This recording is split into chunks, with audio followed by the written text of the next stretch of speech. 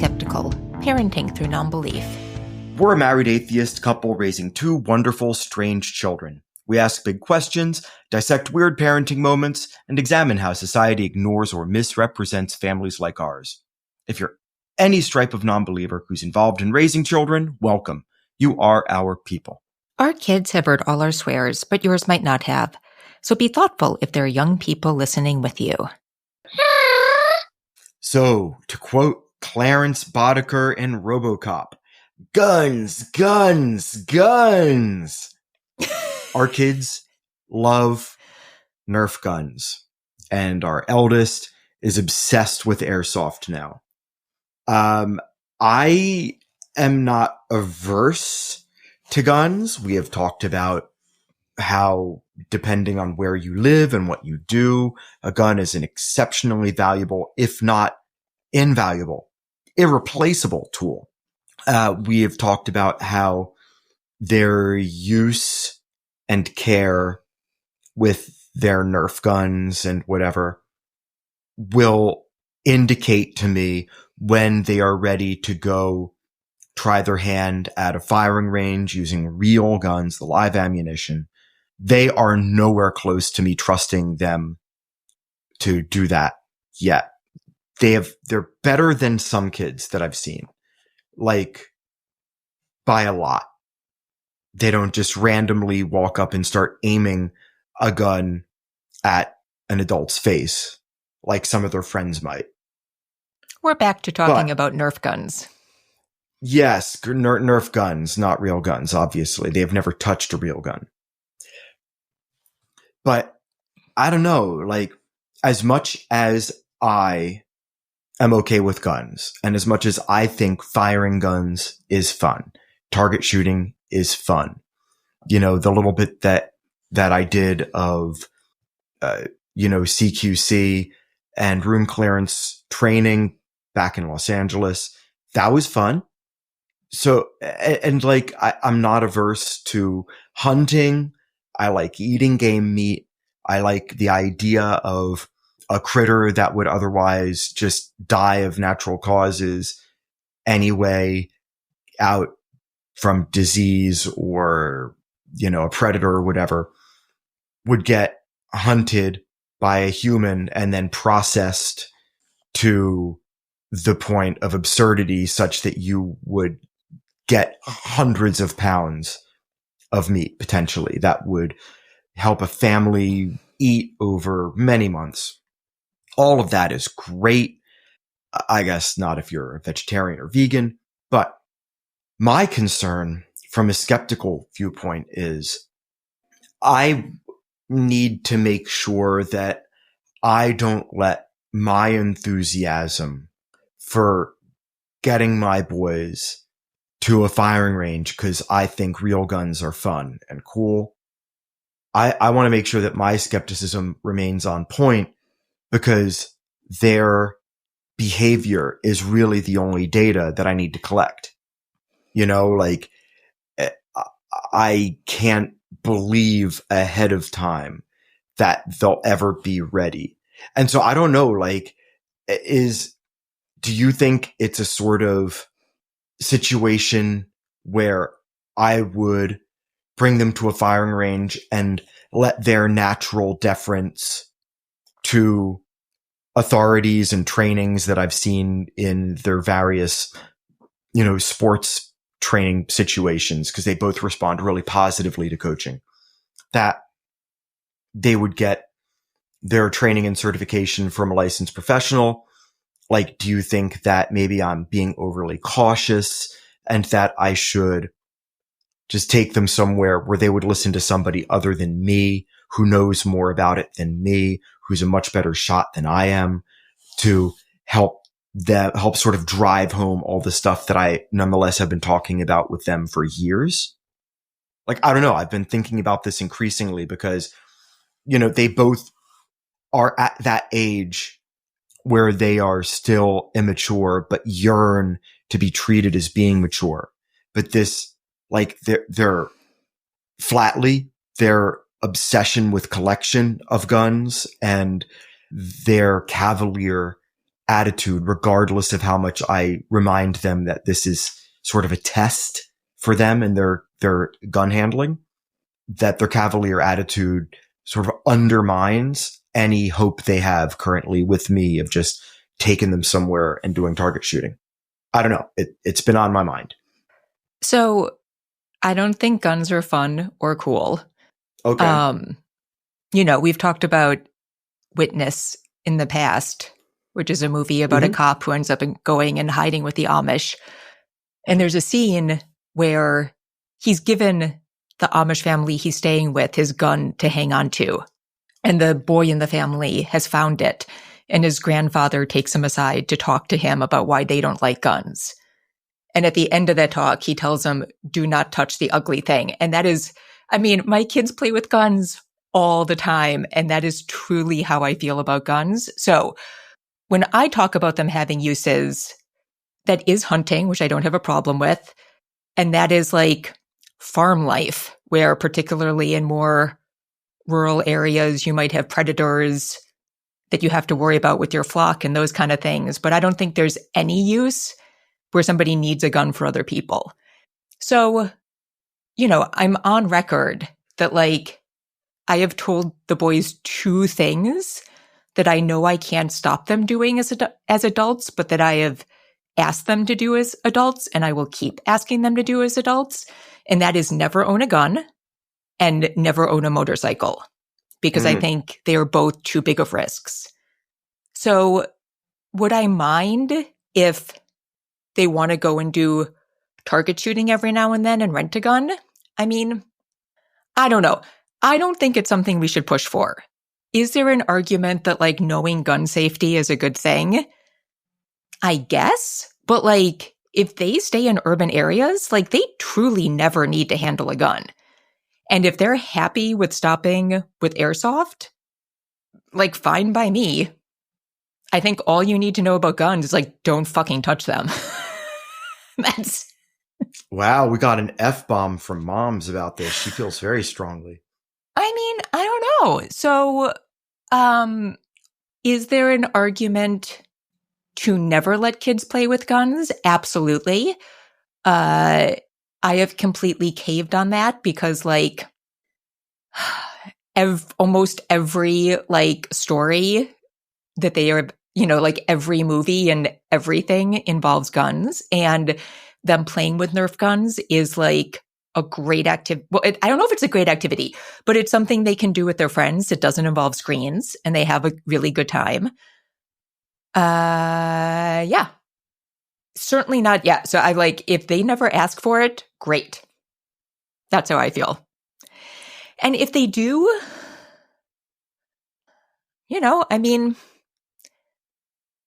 I don't know. Is the question, do you teach them or do you go and get them a teacher? Is the question what age? I don't quite understand what the question is.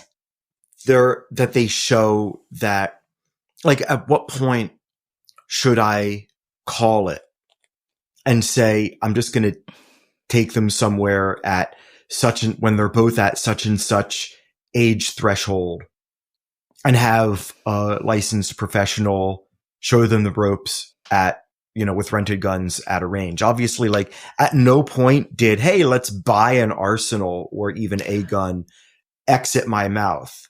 No, I know where you stand on that, and that's not what I'm talking about. But I think that it's important for, if you lived in Manhattan and all you ever used was a subway, and then you found your... Just hear me out. No. Hear me out. Nope. What do you mean? Nope. What do you think I'm going to say? That it's okay to carry a gun in case of muggers? Wow, I love how you jump there. Okay. Can I finish my thought? Yes. And please keep this in the edit because this is important. This exchange of ours. Yeah. Wow, lack of confidence here. Great. So, back to what I was saying. If you lived in Manhattan and all you ever took was the subway and you ended up needing to drive somewhere and you don't know how to drive even in the barest sense, then that is a liability at a personal level. If for whatever reason you need to be able to handle a gun, aim it, and fire it without hurting yourself or other people around you who are not targets, then I think that is also a liability. No, because you never need to fire a gun. Can I please finish? Like, I understand you feel strongly about this, but like, you asked for my position, and I'm telling you, at no point does that mean that you need to carry one. At no point does that mean that you need to own one. But at some basic level, being able to go to a firing range and pick up a gun and aim it down range and shoot it without hurting yourself or anybody else around you is a skill that I think, people should be able to accomplish. And that takes help and training, and that's okay. It doesn't require gun ownership or anything like that. When do you need to fire a gun? Well, that's not the point when you need to fire a gun. Like, if you live in Manhattan, again, to the analogy, and all you ever take is a subway, in your mind, you'll never need to drive a car. But what if something happens where you do need to drive a car? It's not about like this regular occurrence. I just want to know, like, what is the irregular occurrence where you would need to know how to fire a gun? Why? Like, does the slight nature of a probability remove the necessity or even the efficacy of just going and learning how to do it? Like, I don't understand what the pushback is. I feel like you could use this to explain why everybody has to learn how to scuba dive. And I just what is the emergency scuba diving situation, right? Like, can I imagine, like, maybe you're on a boat and it's sinking and there's the only gear is scuba gear? I mean, you know what I'm saying? Like, I just don't. No, because if you're in New York City, you may very well want to be in another city. Like, that doesn't take a lot of imagination to like get to the point where you need that skill, right? Yeah. So I'm just like trying to imagine the situation where you wouldn't, like, maybe you move to a rural area and it's like all these other things open up, but then you could choose to learn there. I don't see like the situation where you would need to know. All right. Well, then I think we'll just have to agree to disagree. I mean, I'm already going to be doing all the driving training, and so I'd be bringing them to the firing range on my own anyway, because I'm pretty sure you don't care. But like I said, I'm not 100% against it, but I don't think it's not like driving. It's not like knowing how to swim. It's not life How many skills. people do you know who live in New York who don't know how to drive a car, who never got a driver's license, who then when they leave the city have absolutely no idea what they're doing and they're starting No, that's what I'm saying. Those are actual life skills. Right. So there are things we need to do. I don't see this in that category. So like if the boys never have an interest. Right. But they do have an interest is the point. They haven't in real guns. I have not heard them bring up real guns. All right. Well, I have talked to them about this. So I know, but you have, but I haven't like heard them. Cause like Reader asks us at least twice a week when he's going to Airsoft next. Right. There has not been the same, and he reminds us all the time the age we said that he can start having coffee. So like there are definite things on his mind. I haven't heard like firing an actual gun at a gun range in that kind of category. All right. But we'll see. Indeed.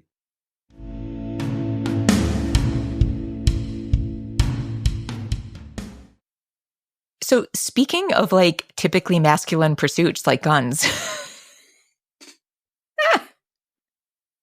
So last week we talked about the definition of Christian nationalism. And when we were first talking about Christian nationalism, you sent me this super interesting survey you found. And it is by PRRI. Do you know what that stands for? Did you go to the website? I'm on the website. Okay. What is PRRI? Are you asking what the acronym stands for? Yeah. I don't know. If you're on the website, you know more than I do. Oh, goodness gracious. All right. Hopefully there's somebody legitimate. They're slightly left-leaning from what I saw on the all sides. Got it. Okay. I don't know. It looks like Axios used some of their data, so they can't be totally nonsense. Okay. But they did a survey, and it was about support for Christian nationalism in all 50 states. And it was from 2023. And there's a ton of data. We will link to it. But I thought it was interesting because the one that was the strongest was... So I can't find in PRI. Do you have the statistic they have about Christian nationalists and femininity? So the study not the study, but the paper that they published in 2023, quote, in the gender and the patriarchy section, I'll give you a couple of cliff notes, and I'm not going to quote them any more than just I'm going to cite the percentages that they list here, and you can go ahead and read the whole thing if you'd like on your own. 1/3 of Americans agree that in a truly Christian family, the husband is the head of the household, wife submits to his leadership. 64% disagree. So that's 1/3 of Americans believe that. Roughly half of Christian nationalism sympathizers and nearly 7 in 10 adherents agree with it. So Christian nationalism off the bat believes that patriarchy is the way to go. Among Christian nationalism sympathizers and adherents who are white, affirmation of hierarchical gender roles is slightly lower at 45% and 65%, which I find interesting. Now, more than 8 in 10 Americans agree, they say 83%, that American society improves when women have more career and educational opportunities, while just 15% disagree. Christian nationalism sympathizers at 23% and adherents 31%. I think those are percentages of the general population, are much more likely to disagree with this statement. On this question, there are only modest differences among white and non-white. About 1/3 of Americans agree that society seems to punish men just for acting like men, and 63% of Americans disagree. However, the rate of agreement increases to a majority among Christian nationalism sympathizers and adherents. So just sympathizers is 54% and adherents is 62%. So not much daylight between the sympathizers and adherents, which is interesting. There are only modest differences among racial lines. Now, around 4 out of 10 Americans, this is 38%, believe that society as a whole has become too soft and feminine, while 59% disagree. At least 6 in 10 Christian nationalism sympathizers and adherents agree with this statement. Here, too, there are only modest differences among white and non-white sympathizers and adherents. So when you go from the we need to be like truly Christian, so that it's interesting how when you broaden it to just society is more feminine, how you get a slightly larger percentage agreeing with that than you do with just like in the truly Christian family, patriarchy is the way to go. So obviously, just at like a general population level, you can have people that think society has become too soft and feminine who disagree that patriarchy is the way to go, specifically the Christian version. It was an interesting study that I thought would be just like good fodder for conversation when it came to us talking about how nationalism, like Christian nationalism, is a boogeyman that we need to really work against. Well, and I think the thing that also stood out to me and why I was looking for that statistic is that number that thinks that things have become too feminine. Mm-hmm. It was one of like the higher percentages when you look through. Like that was where there was some of the most agreement among Christian nationalists. And I just thought that that was really interesting. And it made me think because Dear Old Dads recently had an episode that I'll link to where they talked about Andrew Tate. Oh, boy. And they were kind of saying that they didn't feel like there were really people on the other side that were appealing to young boys. Mm-hmm. And that I think where they landed was kind of like there's money to be made in the manosphere space. Yeah. So like that's where you get the salesmen. Yeah. And since there's like no money to be made on the other side, like we don't get the good salesmen. And that is interesting, but I just wasn't sure if that was right. And then there was this statistic. I do think there are images of more positive masculinity. Mm-hmm. But I think maybe people, I don't know if it's that it's not there. I think it might be not what some boys are looking for. So here's my issue. Like, one, we were just watching Fletch with the boys, right? And those movies aren't that old. So it's Chevy Chase. He plays an investigative reporter. And we were watching Fletch Lives, and he like fully just sexually harasses a woman in the office. Yeah. And he's the good guy. He's the hero of the film. So in some ways... Don't get me started on Crocodile Dundee. Oh, yeah. Different issue there. Equally disgusting. So, and obviously when that happens, we immediately bring it up. But, you know, when you think about how standards have changed just in our lifetime of what is acceptable and what isn't, we have seen a huge switch. So it's not like we haven't, like there has been some acceptance of new thinking on these issues. It's not like the side saying that men should be better has had no efficacy. Like we have seen major shifts. We're clearly seeing like a major backlash right now.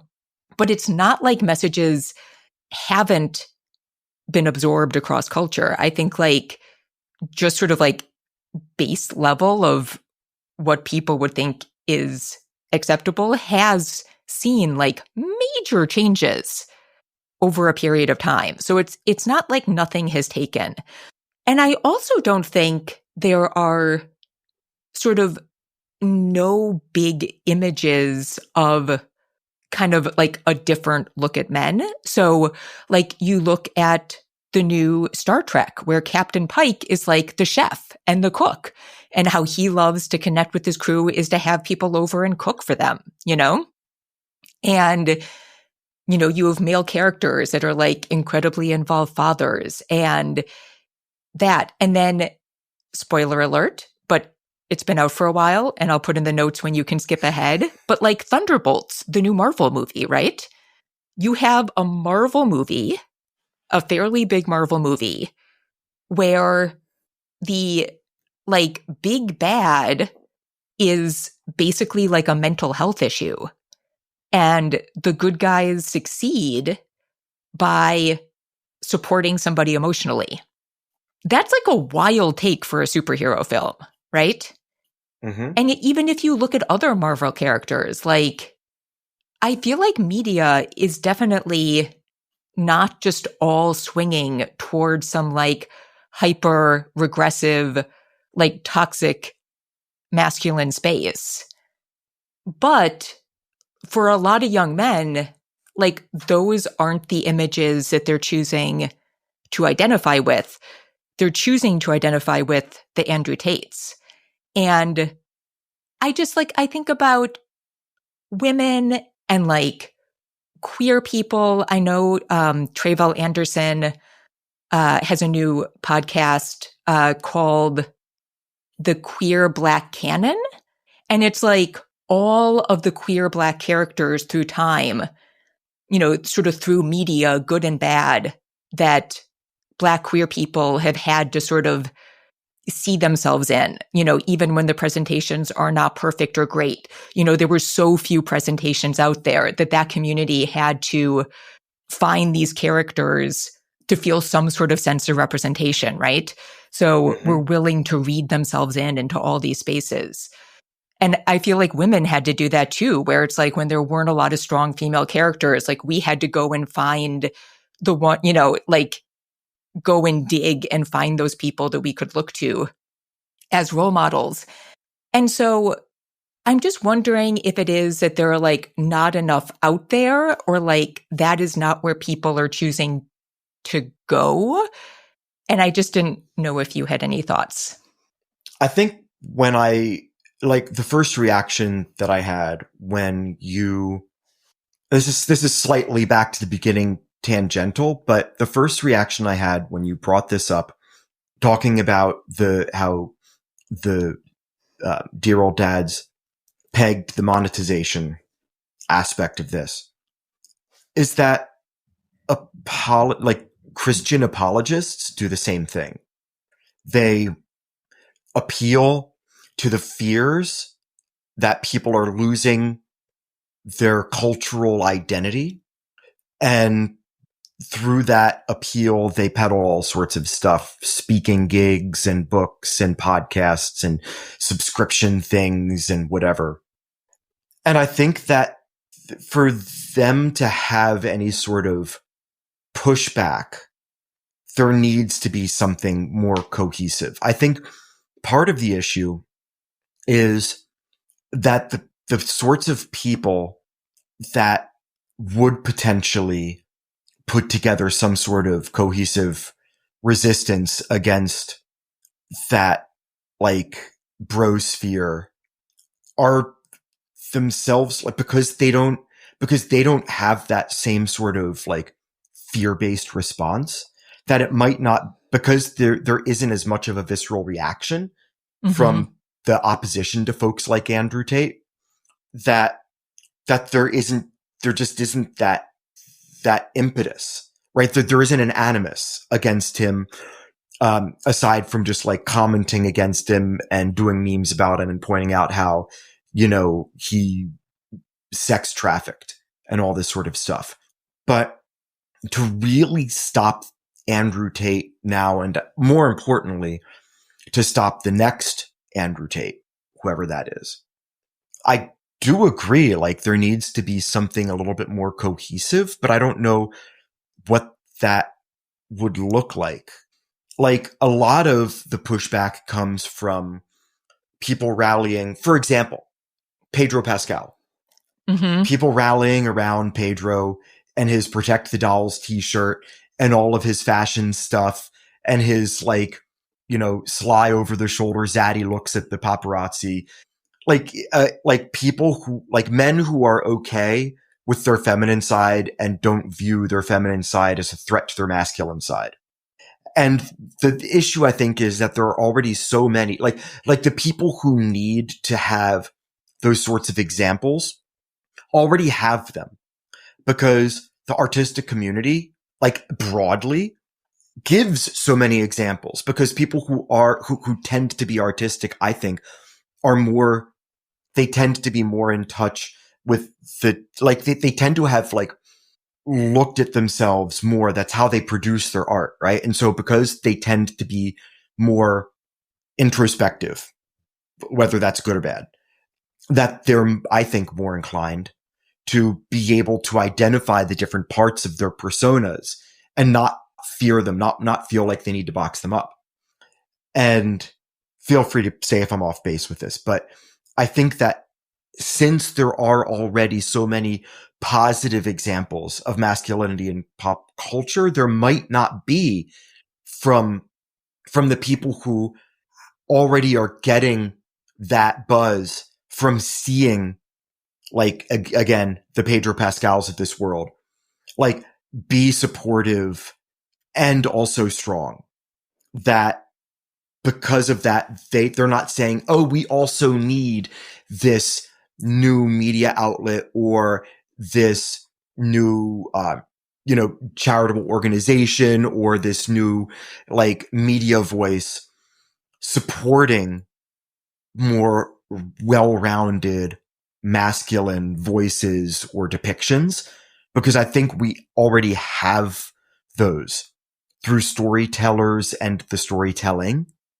But the people that are afraid of loss won't necessarily respond to something other than a loud voice, like authoritarianism 101. This is an authoritarian mindset. Yeah. So they peddle fear and they say, I am the solution to your fear. We are in this together, buy my book. So I don't think that, I think, how about this? Let me back up a step. I think that the two sides they diverge so wildly just on worldview, like one being fear-based of a loss of culture, the other one being fear-based at a very real, possibility or actuality of political and social persecution. Mm-hmm. That they, like, how do you fight against, like, a boogeyman that doesn't exist? Like the sort of that Christian nationalism, that victimhood complex, the incel, like all of the incel stuff. It's all sort of wrapped up together in this perceived loss, this perceived victimhood. And on the other side, they're just like, we're just going to pay attention to these people who don't want to hurt us.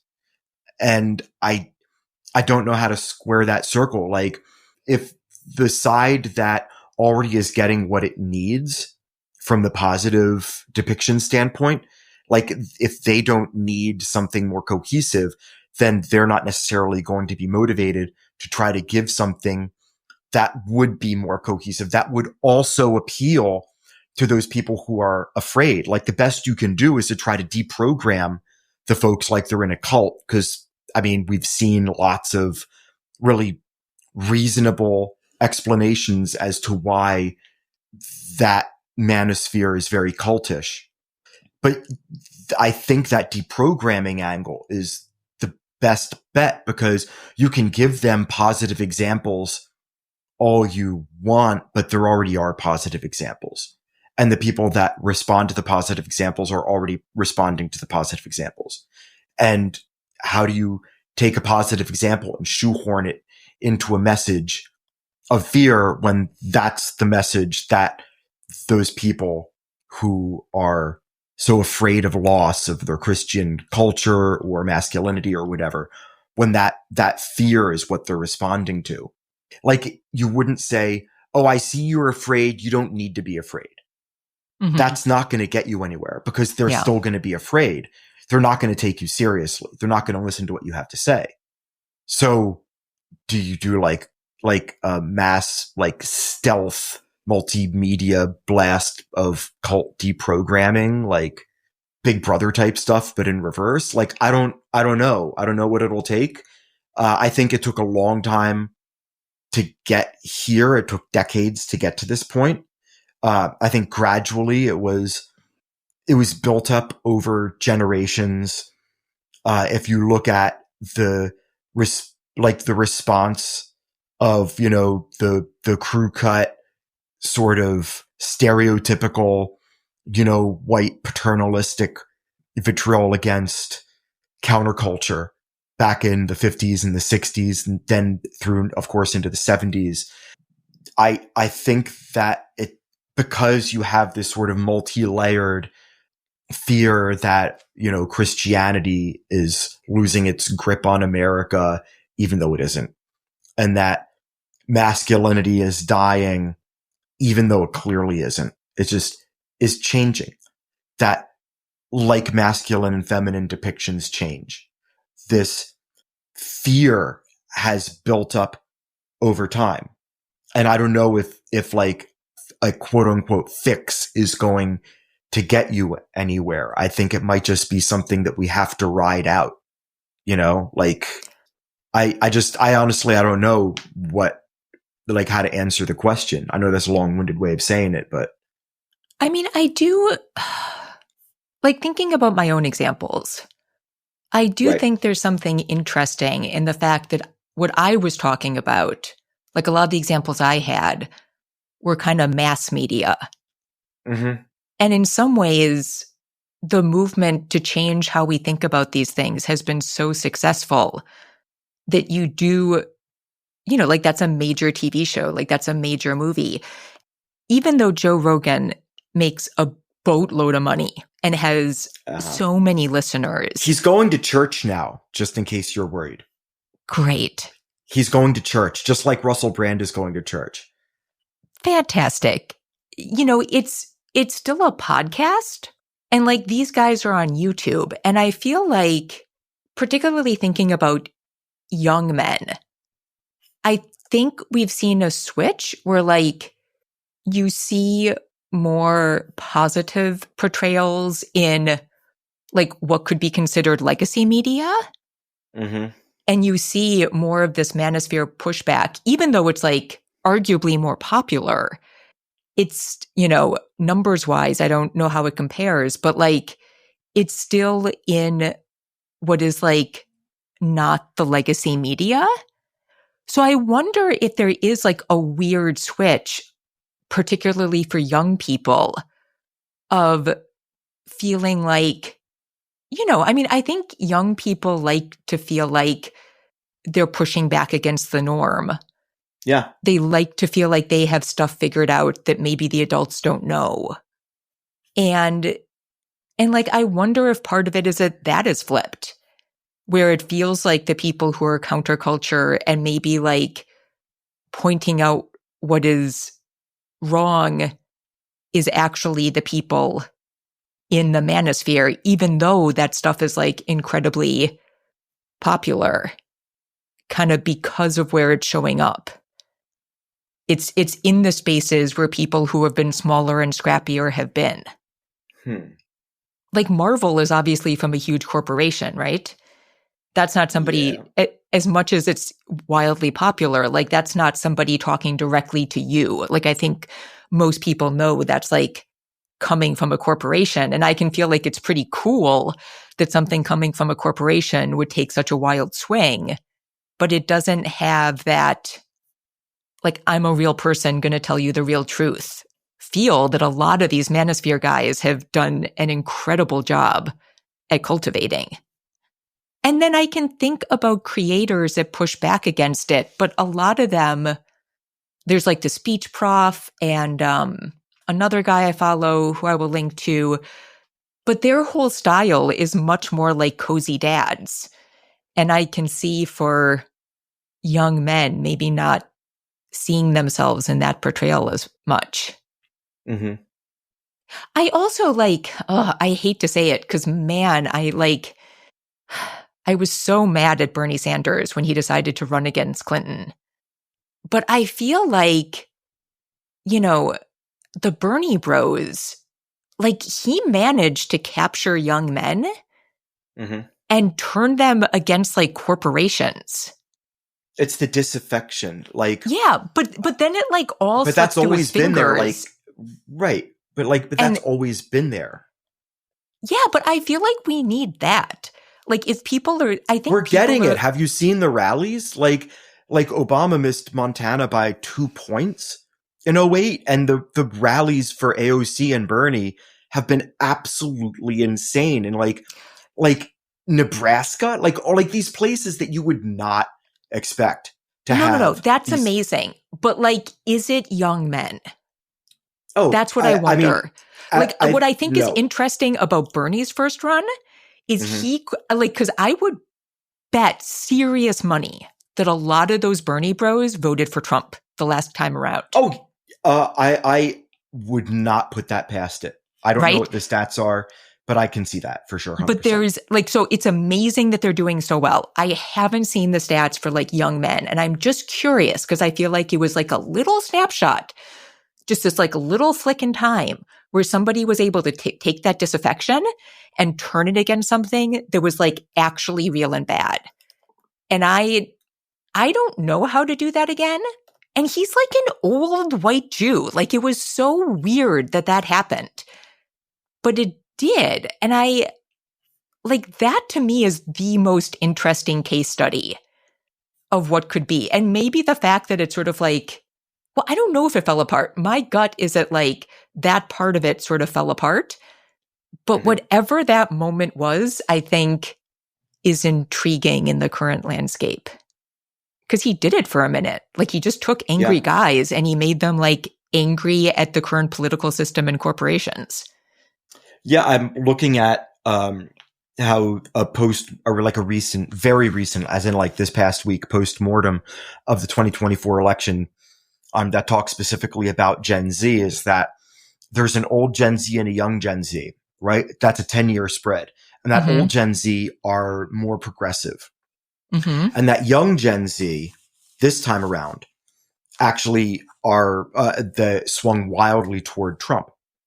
Yeah. I think there are a number of reasons why you could say that. You could say COVID anxiety. You could say, the increasing economic wage stagnation, and this sense of inaccessibility that they're willing to believe a huckster who promises them the moon, who tells them that it's not your fault, it's this other person's fault. I think that there's, because of that increased anxiety, I'm not surprised that there's a split. And just like I'm not surprised that Gen Z went, like you said, toward Bernie. So there you go, because old Gen Z is 25 to 29. And that takes you back to the first Trump election.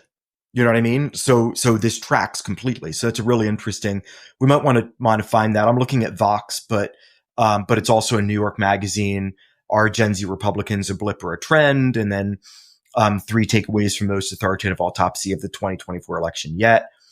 But I think if we're looking... So I think what I'm saying is just make everybody mad about capitalism, and then maybe they'll stop caring about shitting on women. Dude, the YouTube channel More Perfect Union has, like, for a while now, done sort of reporter in the street interviews at political rallies, like very right-leaning political rallies, just asking questions and pointing out to the interviewees how little daylight there is between what they actually care about and what people on the diametrically opposed side of the political spectrum also care about. That it really is about economics, and that, our mutual economic fears are being weaponized against us for the gain of the people who actually are controlling those levers of power. And it really is like a French Revolution sort of situation where, when we come together and choose to sort of like hold our noses and join hands, then we'll be able to sort of scrub the playing field enough where we can let Congress be more representative of populations and less of lobbies.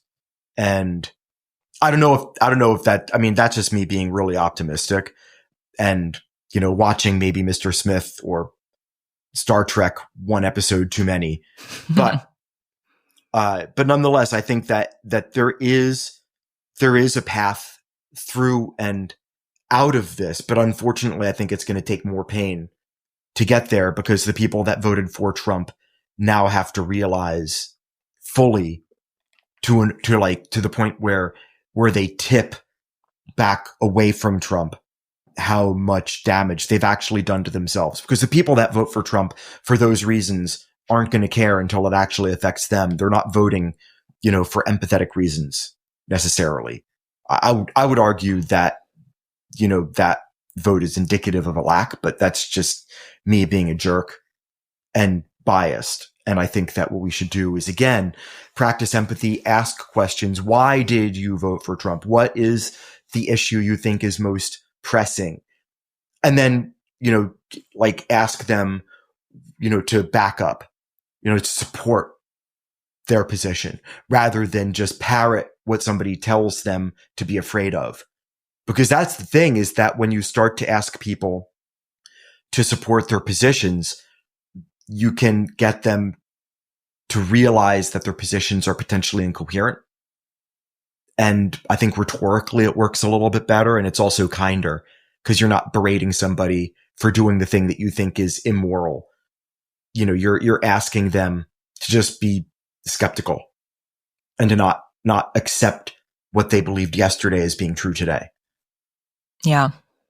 Wow. I didn't know what to think of this episode when we sat down, but that was wild and woolly. Should we call it there, or should we do one final super short topic? Let's do a super short topic.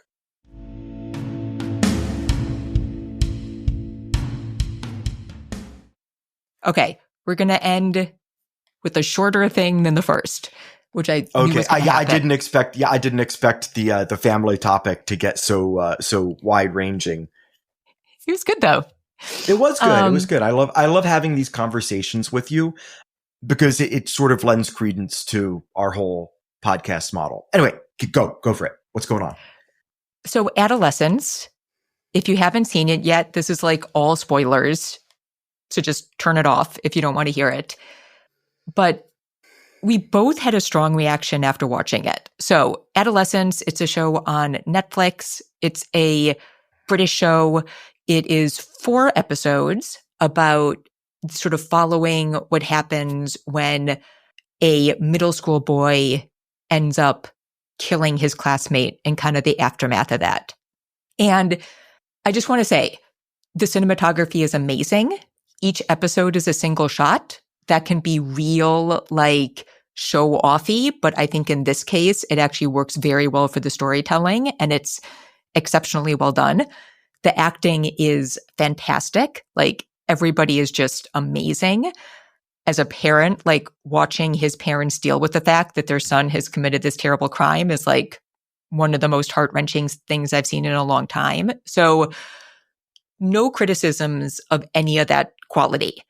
What I want to talk about is kind of what I heard about the show, because when I heard people talking about it before I saw it, they said, and I think the director has sort of said, that it is a case study of what happens when like a young man gets pulled into the manosphere. And it's why I really wanted to watch it, because I do think that's super interesting. But to quote Otto from a Fish Called Wanda, disappointed! Yeah, so I don't see it. I actually don't know if he was a kid pulled into the manosphere. So what we do know is that he was mad because the girl was bullying him, saying that he was an incel. So that requires like an understanding of what incel is. So it requires like a vague knowledge of the manosphere. Yeah. But you don't have to be pulled into the manosphere to know what that means and to be hurt by the insult, right? Right. And he says that he's ugly, but I think there are lots of reasons that kids could think they're ugly. That's like sort of He's only ugly on the inside. Yeah, and he's very, well, I don't know. It's cartoonish. And he's exceptionally angry, but he's angry in a scene after he's been arrested. And I'm like, I don't know if he was angry before, like as a middle school, like barely a teenager, as a middle school kid, realizing that the rest of your life might be behind bars. I have no, like, is that fair? He killed somebody. I'm not talking about like whether he deserves it or not. I'm just talking about like psychologically, as a child still, for sure, realizing that you have done something that is going to profoundly impact the rest of your life. To me, that's enough to just make you completely lose it.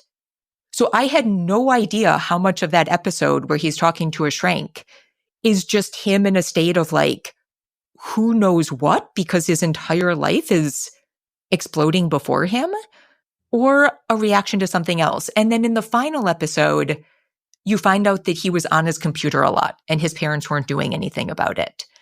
But is that an exploration of somebody pulled into the manosphere? I don't know. What they're missing in that show was a fictional manosphere talking head. Somebody who isn't a real person, so you don't get sued to oblivion, but also one that they can use as a counterpoint of nuance, like to actually make a conversation, because right now it's just like a one-sided conversation. You just have the aftermath of this kid consuming some media somewhere, having some reaction and committing a crime, right? Yeah. A crime of passion that he thinks like is justified because of what he's consumed, but not knowing specifically what he's consumed. All we have is the output. I want to see the equation. And the equation is the conversation, and that's why it's boring, because there is no conversation. And I don't feel like there was like so many dog whistles in that space, right? Mm-hmm. And I don't feel like he says any of them to even know like which aspect of it was speaking to him. He didn't like being called an incel, but I also don't feel like he was in the incel space. Like, was he like an Andrew Tate guy? Was he an incel guy? Was he they're like not the same. Example, they're all in the manosphere, but they're not the same vibe at all. But like him calling himself ugly, for instance, like a way that you could do this better. He says, I'm ugly. Okay. Are you really? He's a cute kid. He doesn't have to think of himself that way, but he does.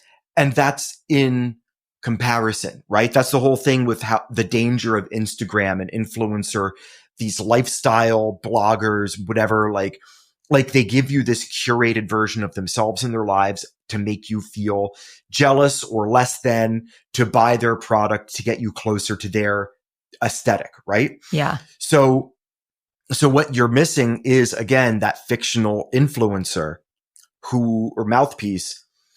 And then all you need to do is see like their Instagram page where they're all like chiseled and whatever, and then just see him looking at the pictures and then saying, oh, I am like, the kid is comparing himself to this image you now have. You understand it.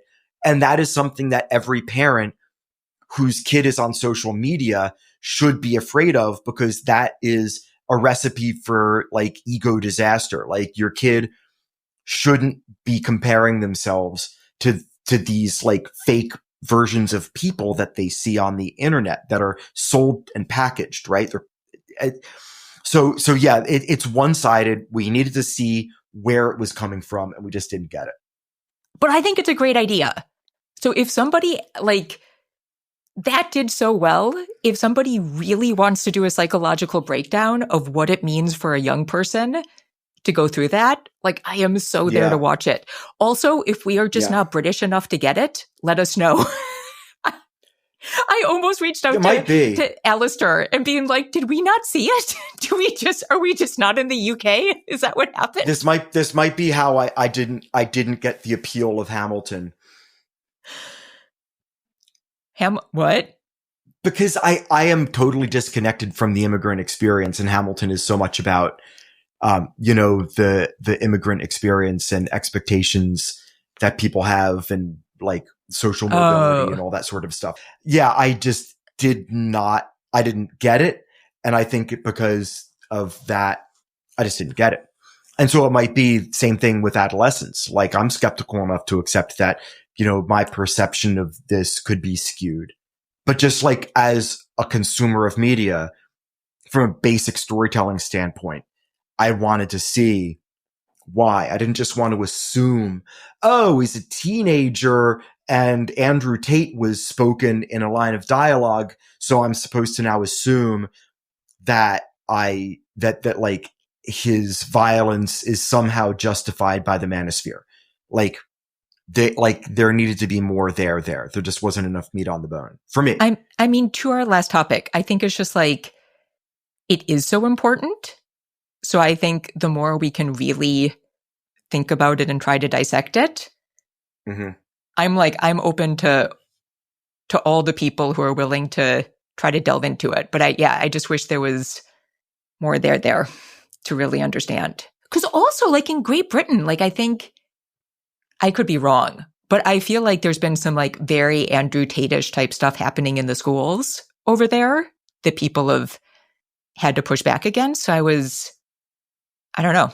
I just, I think the best part about watching the show has been our conversations about it and all the ways that we found it deficient. Because that's like that as a parent, that's what you should be doing. You see a depiction of, a child, perpetrating a crime like that. And your reaction should be, right? Like, how accurate is this to reality? Are these influences actually influences my children will be subjected to? All that sort of stuff. So the conversation that we've had surrounding this has been very, very fruitful and valuable.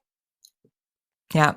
I mean, I've already talked with the boys several times about like chads and why that's a really toxic thing to think about. And yeah, the boys talking about Giga Chads as a meme is just hilarious because they're still so young. It's real weird out there. All right, we should call it. Yes. As always, we have to thank Jonathan Zalbin and First Frame Music for the music for this podcast. And here wraps up this episode of The Family Skeptical, where nothing is sacred except for our kids.